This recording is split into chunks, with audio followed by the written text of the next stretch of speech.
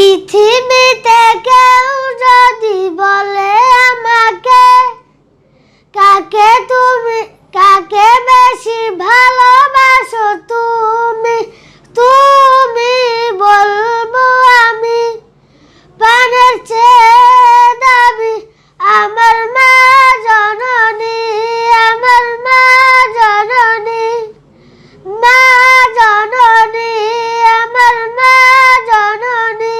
তুমি জানো তোমার কণ্ঠ অনেক সুন্দর, কিন্তু তুমি যদি আরেকটু ভালো করে গাও ওখানে বাজা যাবে না।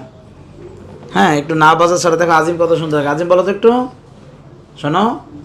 পৃথিবীতে কেউ যদি বলে আমাকে, দেখাই গা, হ্যাঁ, কাকে বেশি ভালোবাসো তুমি, তুমি বলবো আমি প্রাণের চেয়ে দামি আমার মা জননী, আমার মা নাকে টান দাও, নাকে টান দাও। ভালোবাসি, বড়ই ভালোবাসি। বলো তো। ভালোবাসি, ভালোবাসি, বড়ই ভালোবাসি, দেখিতে মায়ের মুখ ছুটে ছুটে আসি, ছুটে ছুটে আসি।